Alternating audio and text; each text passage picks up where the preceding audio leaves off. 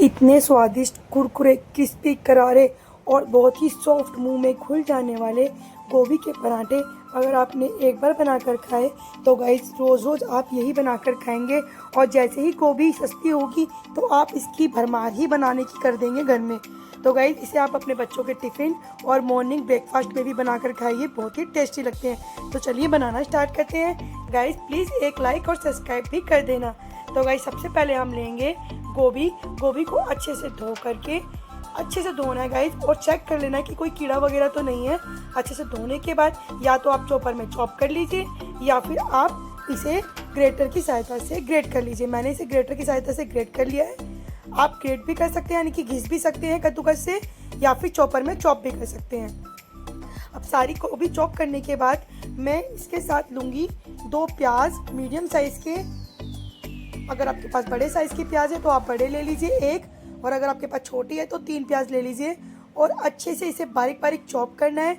आप चाहें तो चाकू की सहायता से भी बारीक चॉप कर सकते हैं, ग्रेटर से घिस भी सकते हैं, या फिर आप इसे चॉपर की सहायता से चॉप करके या फिर ग्रेटर से घिस करके या हाथों की सहायता से नाइफ से, जिस भी तरीके से आपको ईजी लगे उसी मेथड से आप इसे बारीक बारीक जितना हो सके उतना बारीक आपको चॉप करना है। तो गाइस मुझे नाइफ की सहायता से यानी कि चाकू की सहायता से बहुत आसान लगता है चॉपिंग करना, तो मैंने बहुत आसानी से बहुत बारीक बारीक इसे इस तरीके से चॉप कर लिया। अब मुझे लेनी है 4 से 5 हरी मिर्चें। अगर आपके पास छोटे बच्चे हैं, नहीं खाना चाहते, तो आप हरी मिर्च को स्किप भी कर सकते हैं, और अगर आप डालना चाहें तो बहुत ही अच्छा टेस्ट आता है। 4 से 5 हरी मिर्च को बारीक चॉप कर लीजिए। अब हम लेंगे थोड़ा सा हरा धनिया। गाइस हरा धनिया का तो क्या ही बात कह सकते हैं, इतना स्वाद आता है हरे धनिया का हर चीज़ में। अगर आप खाते हैं तो आप इसे डालिए, नहीं खाते तो आप इसे स्किप कर दीजिए, पर इसका टेस्ट बहुत अच्छा आता है और पता भी नहीं चलता स्टफिंग के अंदर। तो मैंने इस तीनों चीज़ों को चॉप कर लिया। अब मैं इसे जो मैंने गोभी को चॉप किया था ना बारीक, उसी के अंदर ऐड कर दूँगी। अब आप इस स्टेज में इन तीनों चीज़ों का पानी को अच्छे से निचोड़ लीजिए। मैंने भी निचोड़ लिया है।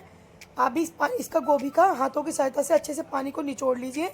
मैं वीडियो शूट करना भूल गई हूँ, आप अच्छे से इसे निचोड़ लेना। अगर आपने नहीं निचोड़ा तो गाइस पानी पानी सा लगेगा, पराठे बनने में दिक्कत आएगी। पानी को ज़रूर निचोड़ लेना। गोभी और तीनों चीज़ों को सहायता से अच्छे से हाथों से निचोड़ लो। अब मैं इसके अंदर मसाले ऐड करूँगी। मसालों में नमक, हल्दी, धनिया और मिर्च आप अपने टेस्ट और स्वाद अनुसार ऐड कीजिए, और अपने घर के मेंबरों के अनुसार ही ऐड कीजिए। कम ज़्यादा ऐड हो सकता है, आप अपने मेंबरों और अपने स्वाद के अनुसार ऐड कीजिए मसाले। हाँ, आप इसके अंदर कसूरी मेथी और अजवाइन डालना हाथों की सहायता से मैश करके मत भूलिएगा गाइस, बहुत ही अच्छा टेस्ट आता है और हाजमा भी करता है पेट को। अब मैंने सब चीज़ें डालने के बाद अच्छे से इसे मिक्स करके साइड में रख दिया है।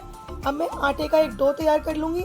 आटा लूँगी, मैंने गेहूं का आटा लिया है। इसके अंदर आप नमक डालिए, अजवाइन को मैश करके डालिए, और 2 से 3 चम्मच रिफाइंड ऑयल डाल दीजिए। और अब अच्छे से हाथों की सहायता से आटे का एक सॉफ्ट डो बना लीजिए गाइस। अब इसे सॉफ्ट डो बनाने के बाद साइड रख लीजिए 10 मिनट के लिए। अब 10 मिनट हो गए हैं गाइस। मैं एक बात का ध्यान रखिए, आप किसी भी तरीके के पराठे बनाइए, आटे को आपको सॉफ्ट बनाना है, यानी कि थोड़ा सा गीला मारना है। अगर आप टाइट मारेंगे तो आलू जब आप इसमें स्टफिंग करेंगे और बेलेंगे तो फट जाएगी, इसलिए ध्यान रखिए, थोड़ा सा ढीला आटा मारिए।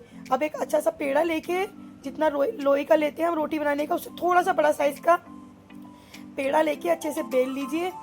बेलने के बाद आपको चाकू की सहायता से इस तरीके से कट लगाना है, जिस तरीके से मैं कट लगा रही हूँ, सिर्फ एक ही। अब कट लगाने के बाद 2 से 3 चम्मच इसके अंदर हम गोभी की स्टफिंग कर देंगे। अब उसकी एक साइड लेंगे, इस तरीके से हम इसको प्लेट बाई प्लेट फोल्ड कर देंगे। पहले एक प्लेट फोल्ड कीजिए, अब उठा करके दूसरी प्लेट फोल्ड कर लीजिए।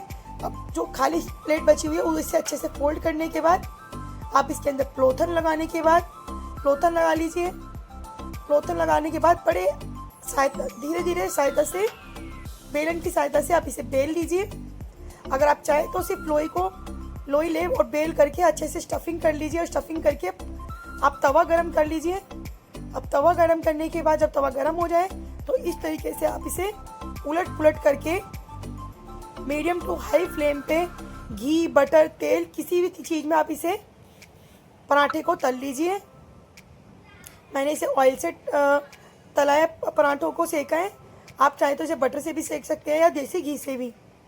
क्योंकि मैं बटर ऊपर से स्प्रेड करती हूँ इसलिए मैंने इसे ऑयल से सेका है अपने पराठों को।